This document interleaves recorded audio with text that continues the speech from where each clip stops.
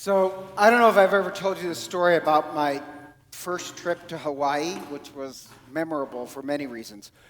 Because two of my close friends and it was a trip of a lifetime for us to go to Hawaii. But when we were boarding, and I forget, it was either LA or San Francisco, we were reboarding, whatever.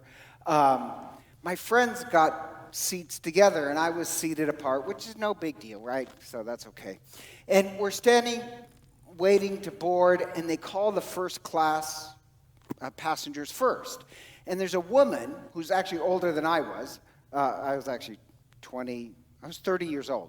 And she was a lot older than I was. And when the first class passengers are called, she says out loud, well, why do they get to go first? So, just because I'm a natural diffuser of tensions, I say, well, that's because they paid a heck of a lot more than we did. And she said, well, I'm just as good as they are. And I'm trying to make light, and I said, hey, we will all arrive in paradise at the exact same time, and they paid more. She was ticked off, and I remember thinking, oh, I feel sorry for the sucker that has to sit next to her. So I got to my seat first and put my stuff up, and lo and behold, guess who's sitting next to me? So, that's all right. Her and her husband never said a word the entire trip. And so we're sitting there, and I'm going to make the best of it, and we're still on the tarmac. And do you remember they used to have the TVs everybody watched together? So something is playing on the TV, some actor comes on, and holy cow, she stands up and gives the one-finger salute to the actor and says, something. I don't want to repeat it, but I was like, oh, great mother of God, I'm next to a wackadoodle. Like, holy cow, we're not even off the tarmac yet. And then, once we do get up in the air, the guy in front of her puts back his seat. She starts to shake his seat. Like, oh my God, she's a noodle. And then the guy next to him, where my seat is, he puts his back, and she says, watch this, I can make him straighten that up. No, I like it that way. Please don't. And then the guys in front of us, they called the stewardess, the flight attendant, and she comes back, and she comes over, and she points to the two of us and says, are you two traveling together? No, I'm from Idaho. Oh, my God. But the odd part, the whole trip, she complained about the people in first class. Like, it was a miserable trip, and my friends were drinking, and they're like, wow, that was amazing. And the odd part is there's a TED Talk. I'm a big TED Talk fan. And last week there was a TED Talk on, this is a strange thing they found out, that depending on how you board a plane, if there's a first class in a plane and you have people walk through the plane, the incidence of anger and fighting increase.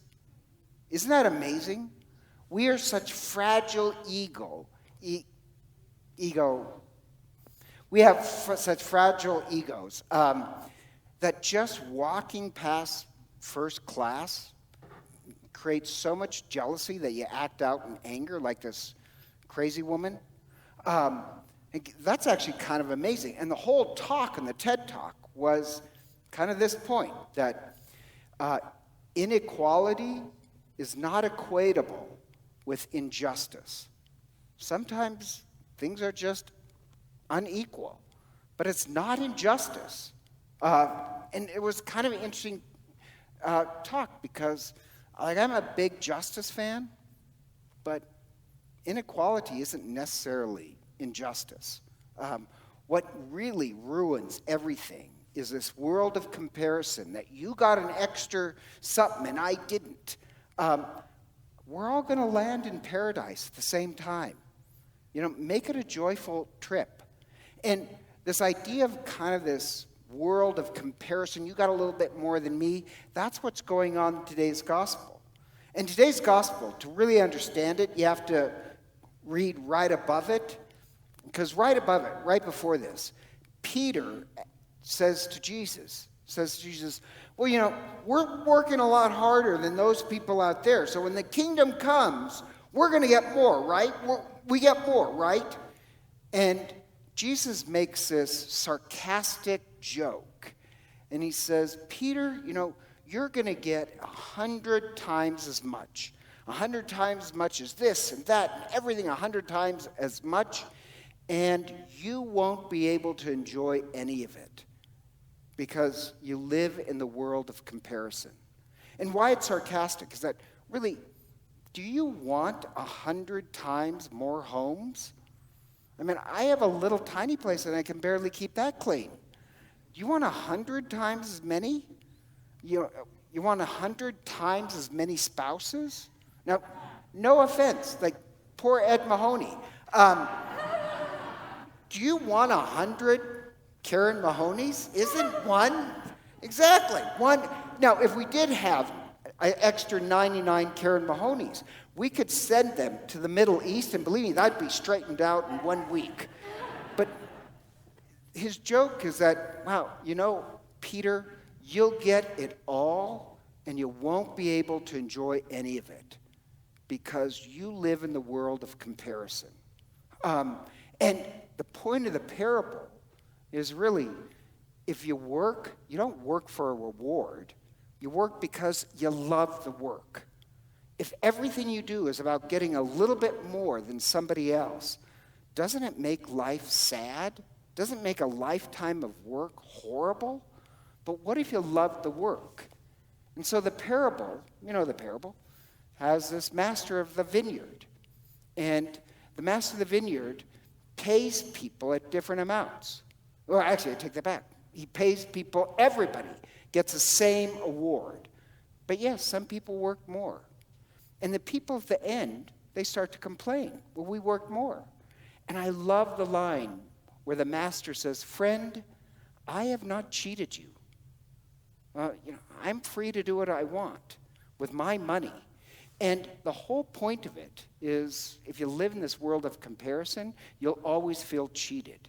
But what if you lived in the world where you fell in love with the work?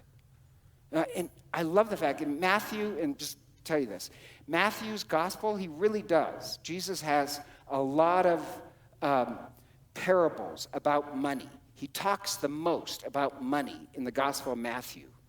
And so I love the fact that God, the Master, makes different deals with people. Like, just to get you working in the garden. He'll make a deal with you in one way and a deal with you in a different way. But the one thing the Master can't stand is idleness. He doesn't want people sitting around. He'll work a deal just to get you working. And it's not about work itself. What is the work? Remember, it's a vineyard. And the vineyard symbolizes religion. And the work is the work of love. So if you do the work of love, that's your reward. You're not complaining, I did more. The work of love should bring joy. And in Matthew, God can't stand anybody being idle. He wants everybody doing the work of love. Now, there's another thing about Matthew. Not just a lot of money, but this is very, very common in Matthew. Jesus in Matthew, he doesn't care what people say. You can say, I love you, Jesus. But you're still sitting on your big fat rear end doing nothing. What Jesus wants is people doing the works of love. And the twist is this. Doing the work is a source of joy. If you're just doing the works of love because you want a little bit more than somebody else, a little bit more recognition, then that's not really even love. You're not doing it for the right reasons. What if doing all the works of love was the source of joy? I mean, just the opposite. Could you imagine having a job where you wake up every morning for the next 50 years hating what you're doing, the kingdom of God is the opposite of that. You wake up and you do the works of love because I love doing them. In that sense, all life then is a great joy. I'm happy if we get the same reward. I'm happy if God works out some other deal just to get you to do the works of love. It makes the whole journey much better. So going back to the analogy of the crazy woman, you realize we're in the vineyard. All of us are in the plane. And some people in the plane, they make the trip miserable by always complaining that that person got one more peanut than I did. But what if you're on the trip and, holy cow, you get to enjoy the trip to paradise? You're sitting next to a fun, good-looking celibate. What could be better? But all you do is kvetch the entire way. And worse, all you do is bring bitterness into the trip. What if you did the works of love and enjoyed them? Then at the end, when we do get to paradise, the whole way has been a great trip. So the reason he gives the parable is that we should find joy in doing the works of love. Not talking about it, but actually helping to make the world a place of love. Not so that we get a reward, but because we love doing it. And so together, let us stand. Don't stand. I forgot. Speaking of doing work, we want to bless all our catechists, all our RE teachers, returning Catholics, RCA,